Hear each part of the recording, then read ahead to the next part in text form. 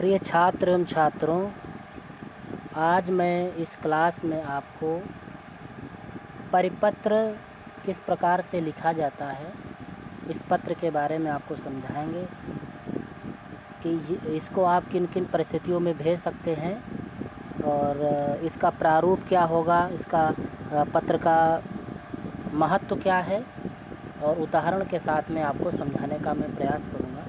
तो आज आप हमारे साथ इस क्लास में बने रहें और सीखिए परिपत्र। तो आज का टॉपिक है हमारा परिपत्र।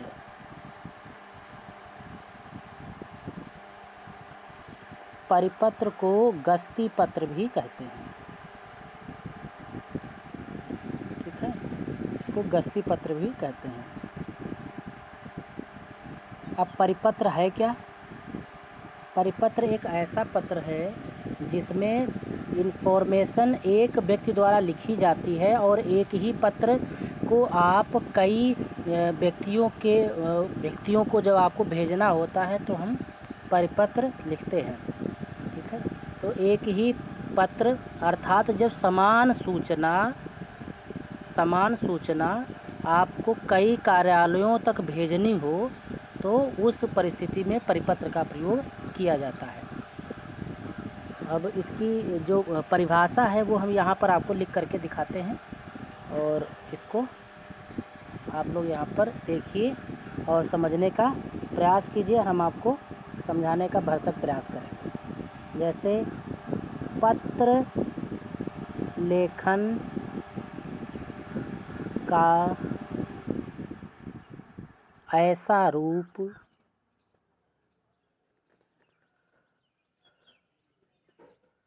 जिसके द्वारा समान सूचना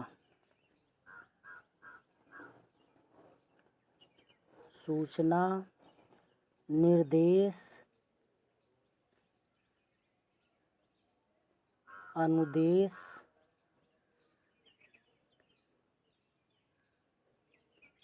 इत्यादि सभी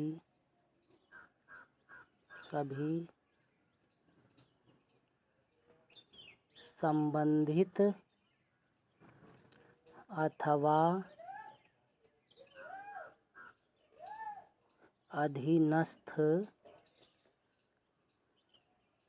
अधीनस्थ अधिकारियों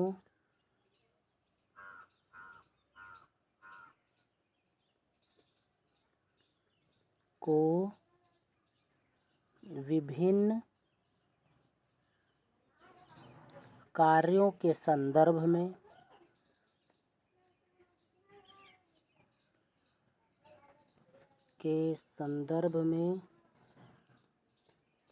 प्रतिलिपियों के माध्यम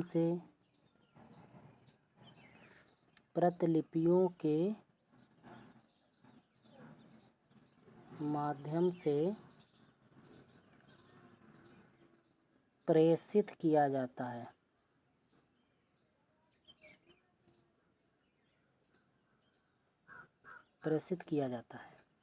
तो वो आपका पत्र परिपत्र कहलाता है।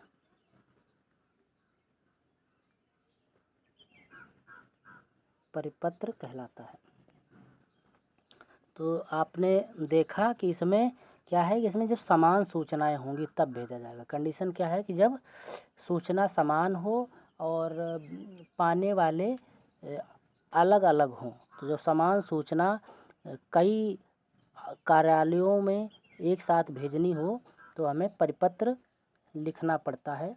अब इसका प्रारूप क्या है, फॉर्मेट क्या है, वो हम आपको इस वीडियो में आपको लिख करके समझाने का प्रयास करेंगे। तो अब इसी क्रम में आगे देखते हैं परिपत्र के बारे में कि परिपत्र की अपनी कोई निश्चित भाषा शैली नहीं होती है,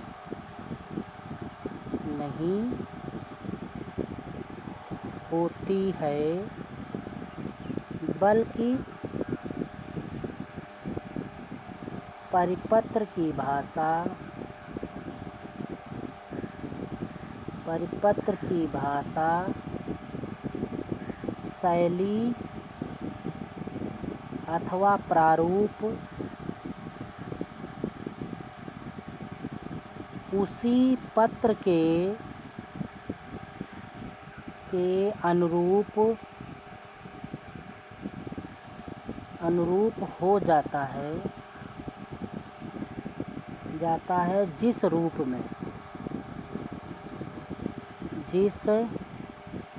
रूप में परिपत्र भेजा गया हो। यहाँ से इस सेंटेंस में हमने आपको स्पष्ट किया कि जैसे हमने बताया था कि सरकारी पत्र का एक अपना निहित प्रारूप है, अर्ध सरकारी पत्र का अपना प्रारूप है, और जो हमारा अनुस्मारक होता है वो सरकारी अर्ध सरकारी सभी रूपों में लिखा जा सकता है जैसे हमारा मूल पत्र भेजा गया हो। लेकिन परिपत्र में क्या है कि इसका कोई प्रारूप है वो निहित नहीं होता है, लेकिन इसमें यह है कि आप जिस प्रारूप में आप इसको भेजना चाहें, जिस प्रारूप में आप उसको भेज देंगे वही उसका रूप स्वीकार कर लिया जाता है। जैसे आप सरकारी पत्र के रूप में अगर भेजेंगे तो वो सरकारी पत्र के रूप में परिपत्र हो जाएगा, अर्ध सरकारी पत्र के रूप में आप इसको भेज सकते हैं। तो इसकी विशेषताओं पर पहले प्रकाश डालते हैं। पहले विशेषताएं आप देखिए, फिर हम इसके फॉर्मेट और इसको उदाहरण के साथ में आपको समझाते हैं, आपको और अच्छी तरीके से समझ में आ जाएगा। जैसे इसका उद्गम और इसका संचालन कैसे होता है, कहाँ से होता है, ये आपको स्पष्ट करते हैं। यहाँ पर आप ध्यान से सुनिए कि यह अर्थात परिपत्र सदैव एक पद से या अधिकारी स्तर से, एक ही अधिकारी के स्तर से उद्गमित मतलब जारी किया जाएगा। उद्गमित होकर एक साथ अनेक गंतव्यों तक प्रेषित किया जाता है।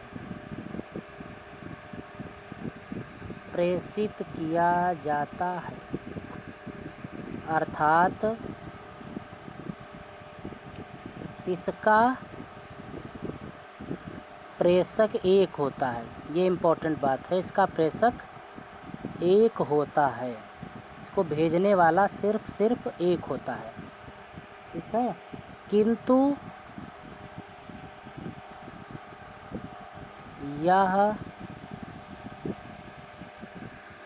एक साथ कई प्रेषितियों मतलब जो प्राप्तकर्ताओं के पास, प्रेषितियों का मतलब प्रेषिती वो होते हैं जो प्राप्त करते हैं पत्र को, तो कई प्रेषितियों तक पहुंचता है,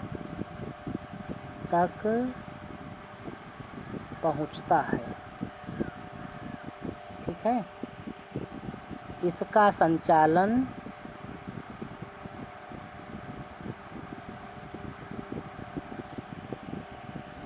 यथानुरूप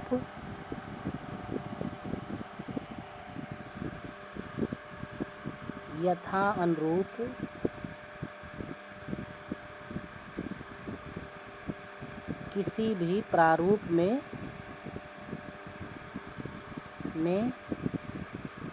किया जा सकता है,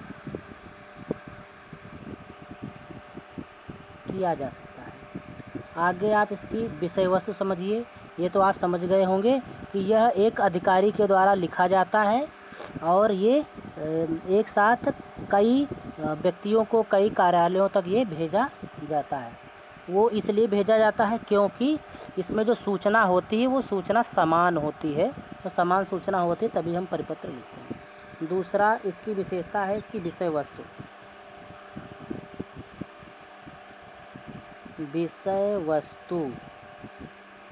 विषय वस्तु पर ध्यान दीजिए कि इसकी विषय वस्तु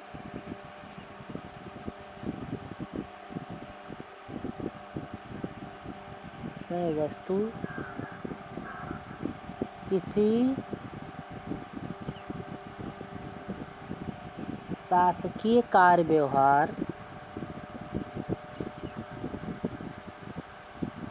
व्यवहार से जुड़ी होती है।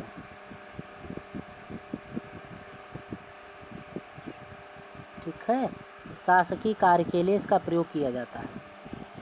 जुड़ी होती है। परिपत्र का प्रारूप जिस पत्र पर आधारित होता है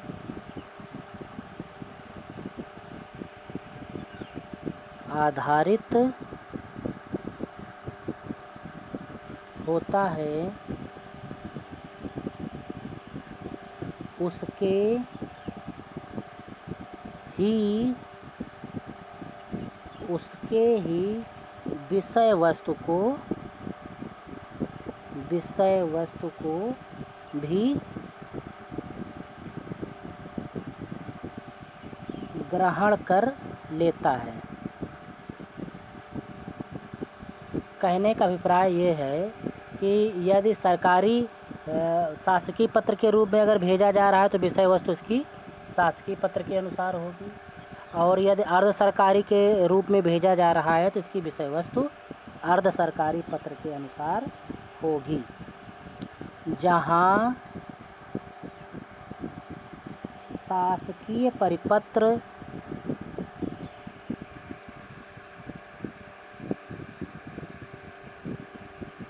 पदीय दायित्वों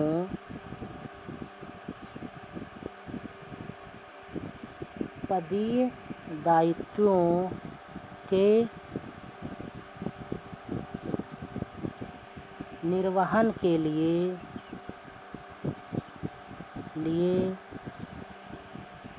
भेजा जाता है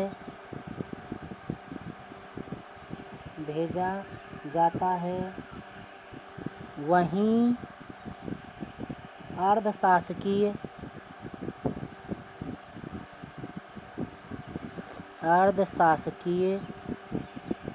परिपत्र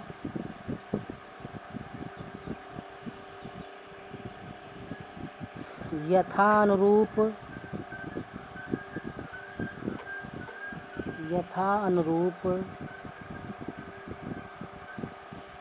विभिन्न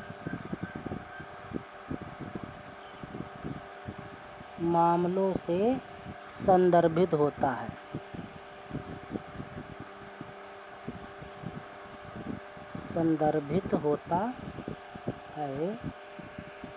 इसके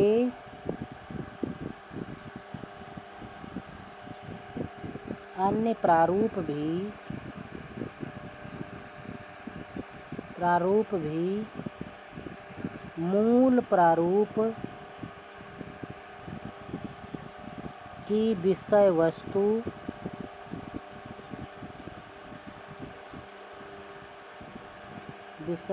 से जुड़े होते हैं।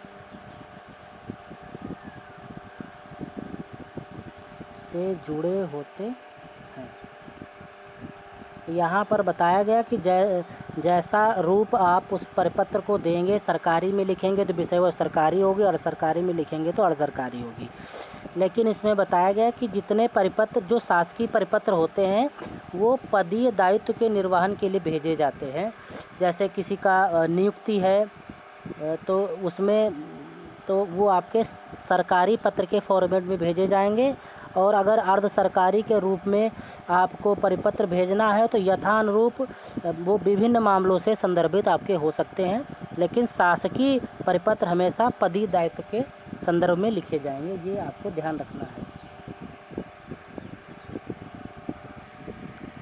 इसी क्रम में एक मुख्य बात और है जो मैं आपको यहाँ पर एक पॉइंट के माध्यम से समझा रहा हूँ कि परिपत्र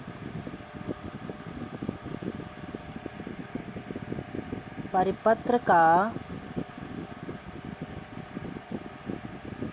शाब्दिक अर्थ ही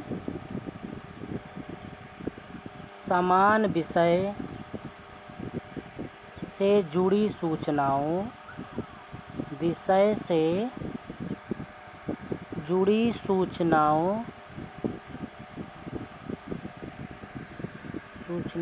को एक से अधिक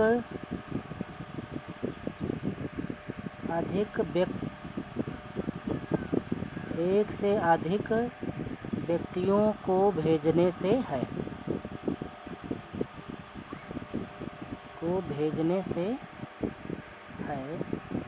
परिपत्र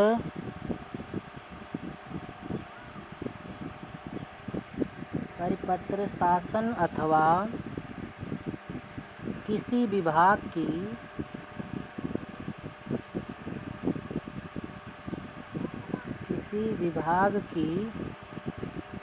आंतरिक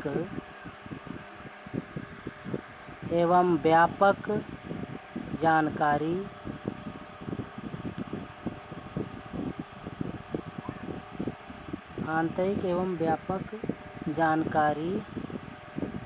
नवीनतम निर्णयों इत्यादि को कम समय में प्रकाश में लाने के लिए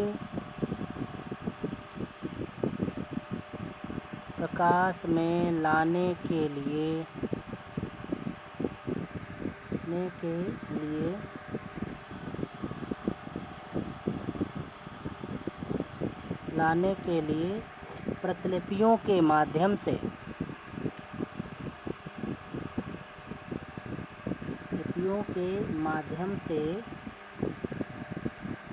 वितरित किया जाता है।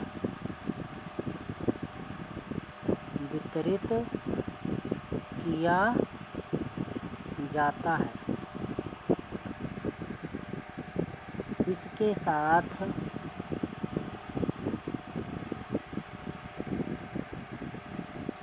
एक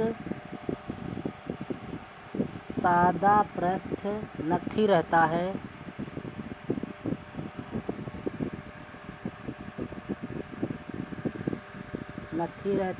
जिस पर संबद्ध कार्यालय के प्राप्तकर्ता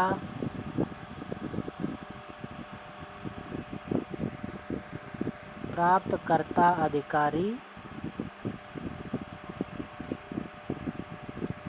के हस्ताक्षर कराकर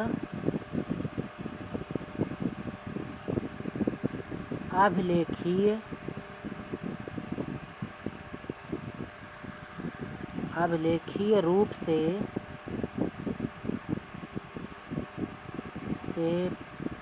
परिपत्र के साथ सुरक्षित रख लिया जाता है।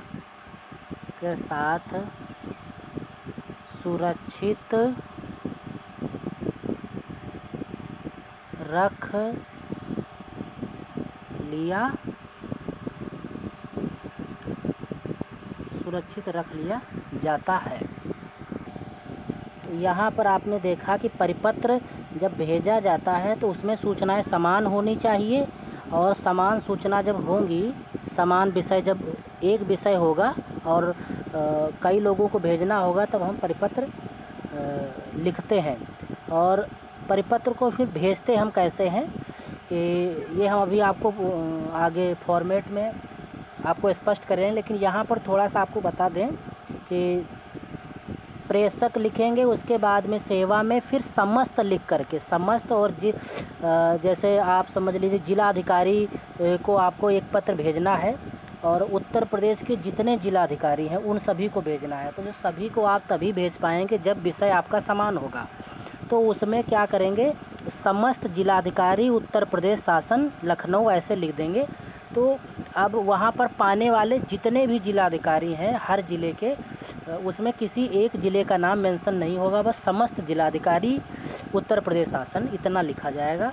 तो वो आपका सूचना जो है वो समान सूचना हो जाएगी और विषय भी वही सबके लिए सेम रहेगा और जो हम उसमें विषय वस्तु के रूप में जो प्रयोग करेंगे वो सभी को उसे फॉलो करना होगा।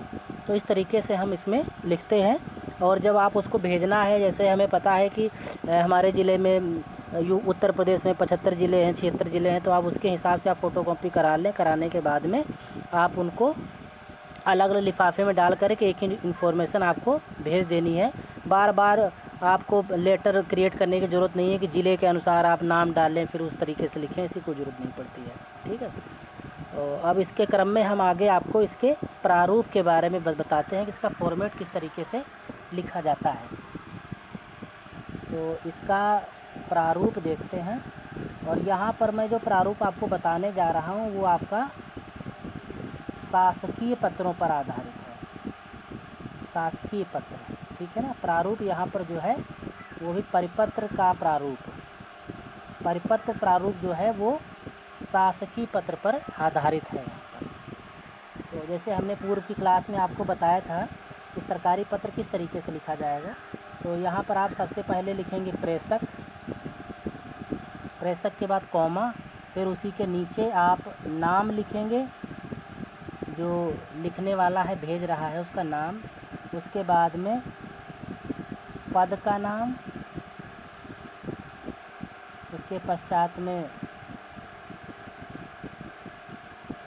जिस विभाग से जारी हो रहा है कार्यालय या उसके विभाग का नाम व पता यहाँ पर आपको लिखना है। उसके बाद में जो मुख्य बात आती है वो यहाँ पर समझने वाली है, सेवा में, सेवा में लिखा, फिर समस्त करके,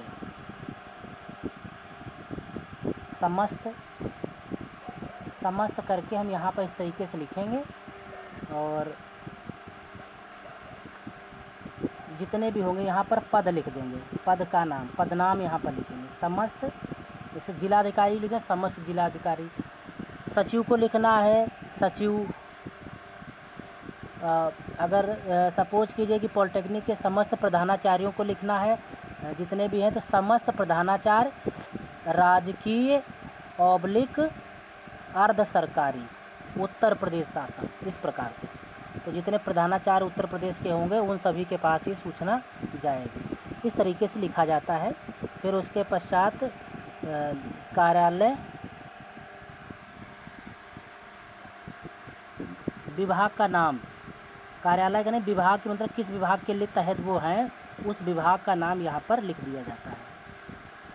जैसे उत्तर प्रदेश शासन या फिर पॉलिटेक्निक का है तो यहाँ पर लिख दिया जाएगा समस्त प्रधानाचार्य प्रबंधिक शिक्षा विभाग, है ना, उत्तर प्रदेश। तो इस प्रकार से विभाग का नाम नीचे लिख दिया जाएगा। और उसके पश्चात में क्या कर, एक तो ये तरीका होता है और दूसरा तरीका है कि सेवा में आपने लिखा और उसके पश्चात में जैसे मान लो आपको सचिव को बुलाना है, सचिव को इन्फॉर्म करना है या सचिव की मीटिंग है तो उनको बुलाना है, तो हमने सचिव लिख दिया। सचिव ये कहाँ कहाँ के हैं, ठीक है। अब जैसे मान लीजिए कि सचिव हमको, तो हमने यहाँ पर लिख दिया सचिव उत्तर प्रदेश। अब उत्तर प्रदेश में कहाँ के सचिव हैं, तो ये हैं लोक सेवा आयोग, सचिव उत्तर प्रदेश लोक सेवा आयोग प्रयागराज। तो ये प्रयागराज के सचिव हैं, उनको बुलाया है। तो ये हमारा एक हो गया, ठीक है, लेकिन सचिव सब कॉमन है। और उसके पश्चात में दूसरा इसमें है मध्य प्रदेश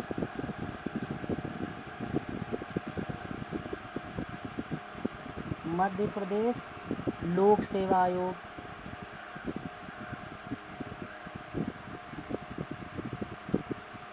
आयोग, इंदौर। अगला तीसरा हमने लिखा बिहार लोक सेवा आयोग,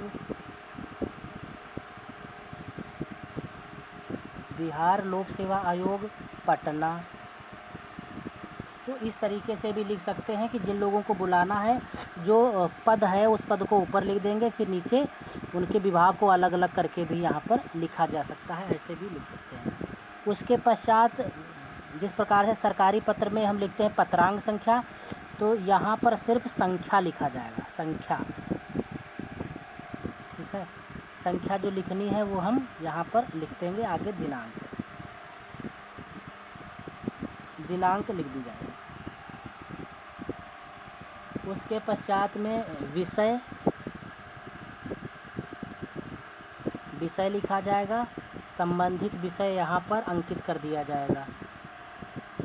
ठीक है, फिर संबोधन आता है, तो संबोधन में महोदय, है ना, महोदय या ओब्लिक करके महोदया, कुछ दोनों भी लिख सकते हैं, क्योंकि पता नहीं कि पद पर कौन आसीन है, सचिव महोदया भी हो सकता है, महोदय भी हो सकते हैं। ठीक, इसके पश्चात में अब यहाँ पर पत्र की का जो वाक्यांश है उसको आपको लिखना स्टार्ट करना है। ठीक है, यहाँ पर लिखना स्टार्ट करेंगे, जैसे हम बताते हैं ऐसे लिखा आपने। उपर्युक्त विषय के संदेश में, उपर्युक्त पत्र के संदर्भ में निर्देशित करना है।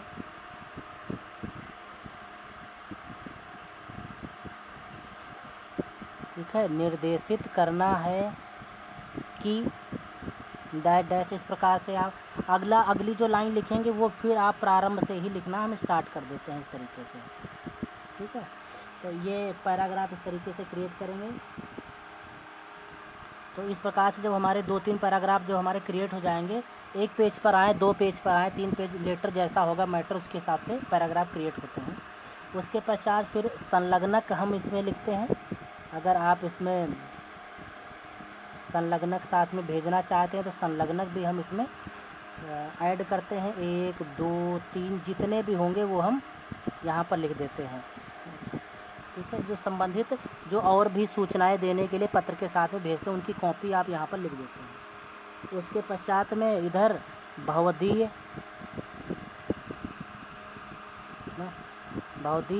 और हस्ताक्षरकर्ता, यहाँ हस्ताक्षर हो जाएंगे। फिर नीचे नाम आ जाएगा, नाम, और नाम के बाद में पद नाम लिखा जाएगा। तो ये हमारा भवदीय समापन हो जाएगा यहाँ पर। उसके पश्चात यदि पृष्ठांकन करना है तो पत्र को की पृष्ठांकन संख्या यहाँ पर लिखी जाएगी। पृष्ठांकन संख्या जो ऊपर वाली होगी वो, उसके पास में तद, फिर आगे तद दिनांक, इस तरीके से लिख करके प्रतिलिपि लिख लेंगे। अगर और किसी को भी भेजना है, इनके अतिरिक्त अगर किसी को सूचना देनी है तो आप लिख देंगे नीचे ऐसे समस्त को या निम्न को, या सिर्फ अगर एक को भेजनी है सूचना। जैसे यहाँ पर सिर्फ हमने कॉमन सूचना भेजी सचिव को, अगर उसकी सूचना आप प्रमुख सचिव को देना चाहते हैं तो यहाँ पर आप लिख सकते हैं प्रमुख सचिव।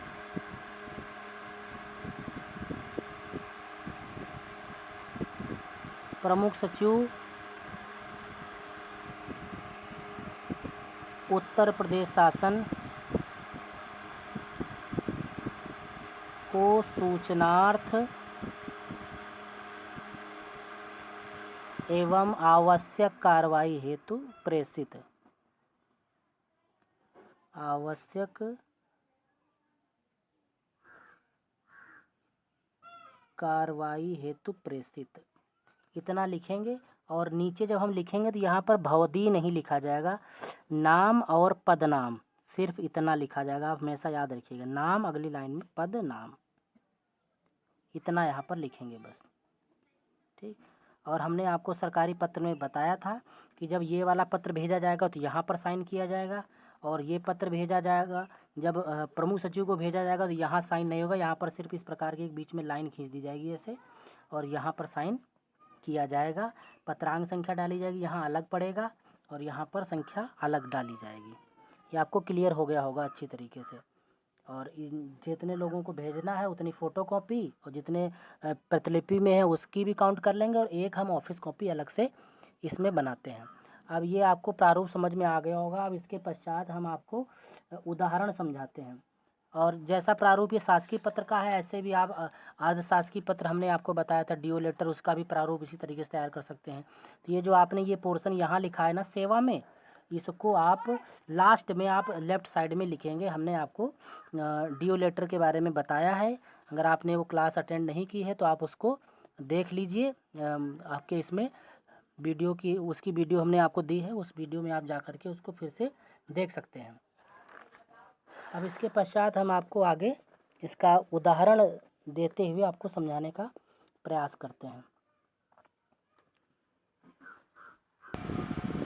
तो यहाँ पर हम आपको उदाहरण समझाते हैं। इसका उदाहरण जो आपका है ये परिपत्र का उदाहरण है। यहाँ पर परिपत्र शासकीय, ये शासकीय फॉर्मेट पर आपका बेस्ड है। तो सबसे पहले देखते हैं, सबसे पहले लिखते हैं प्रेषक। प्रेषक यहाँ पर नाम है शिव शरण सिंह, ये लिखने वाले हैं। परीक्षा नियंत्रक,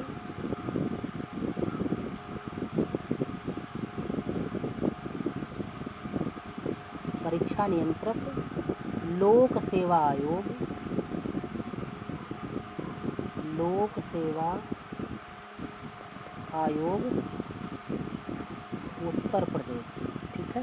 ये आपका प्रेषक हो गया है। और इसके पश्चात अब हम लिखते हैं सेवा में। सेवा में आप, और इसके पश्चात जो ये कंटेंट लिखा है इसी की सीध में आपको लिखना है, ठीक है, अगली लाइन से। अब हमको यहाँ पर लिखना है समस्त, समस्त लिख दिया। ये लिखना है अनुभाग अधिकारी को, समस्त अनुभाग अधिकारी,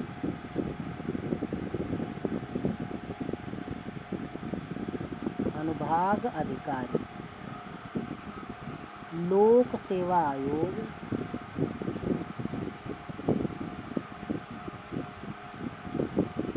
लोक सेवा आयोग उत्तर प्रदेश।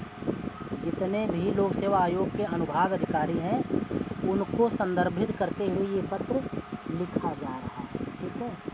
अब यहाँ पर आगे हम लिखते हैं संख्या, जो हमारी पत्र संख्या होती है, तो यहाँ पर संख्या के नाम से लिखा जाता है।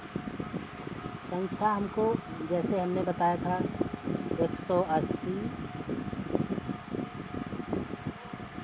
परीक्षा ओब्लिक 2018-19, दिनांक 14/5/2018, इस तरीके से दिनांक लिखनी है। उसके पश्चात लिखना है विषय, विषय विभिन्न। यहाँ पर जो हम शुरुआत से लिखते आ रहे हैं सब ये एक ही क्रम में आपको लिखना है। प्रेषक सेवा में ये बिल्कुल सीध में आना चाहिए, ठीक है। विभिन्न परीक्षाओं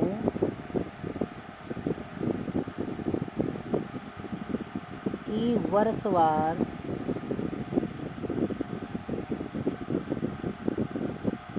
पत्रावलियों के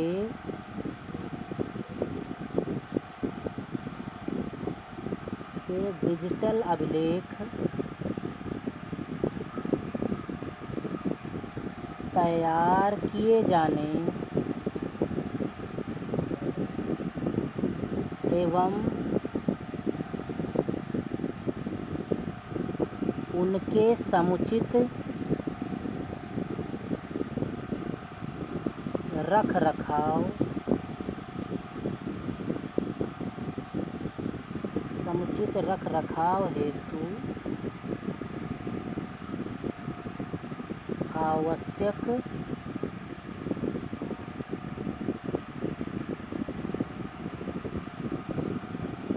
निर्देशों के संदर्भ में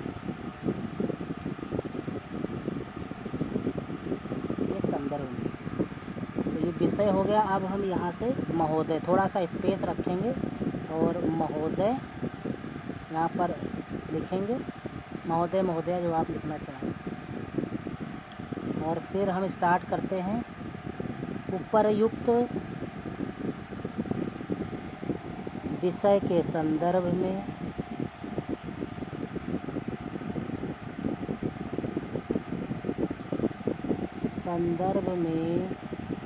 यह निर्देश करना है, निर्देश देना है कि विभिन्न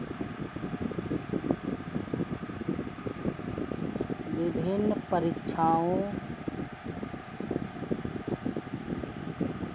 की पत्रावलियों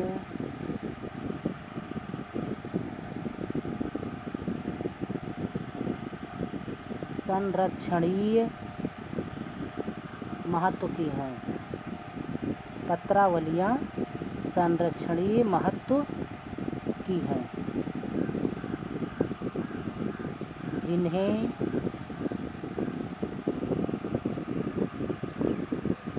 विभिन्न शासकीय कार्यों के दृष्टिगत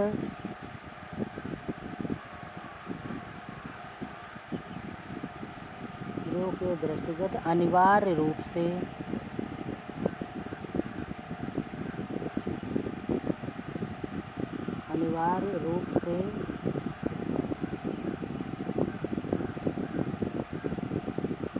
सुरक्षित किया जाना होता है,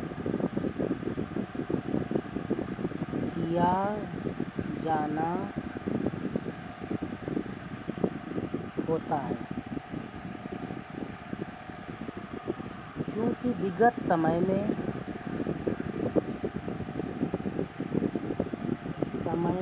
ऐसी कई शिकायतें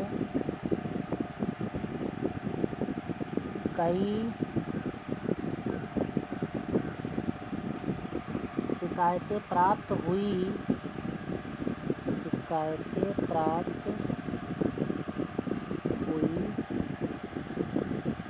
जिसमें पत्रावलियों के रख रखाव में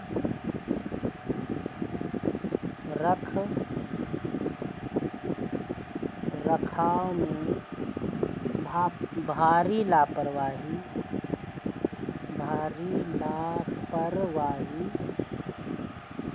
ज्ञात हुई।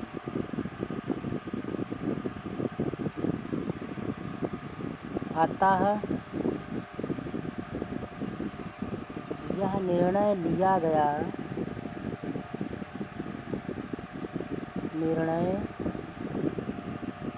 गया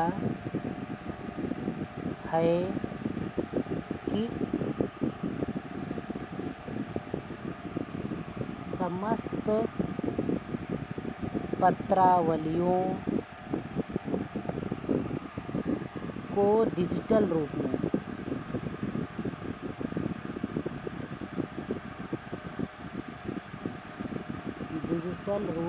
तैयार किया जाए।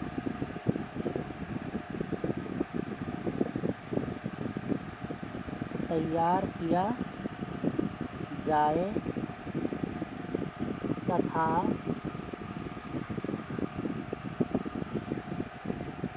उनके मूल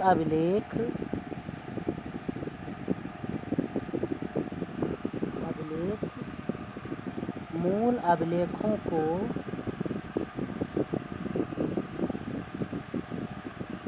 लोहे की बंद अलमारियों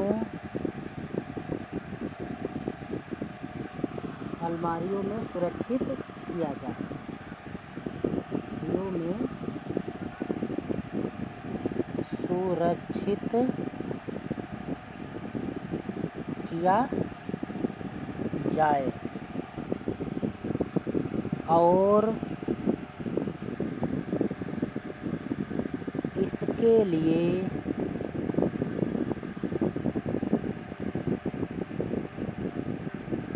सचिव महोदय से पूर्व अनुमति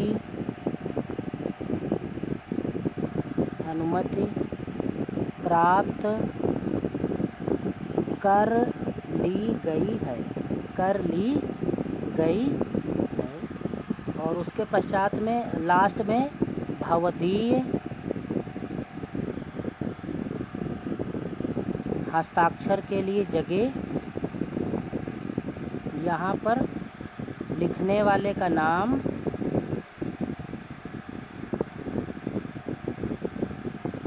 पदनाम,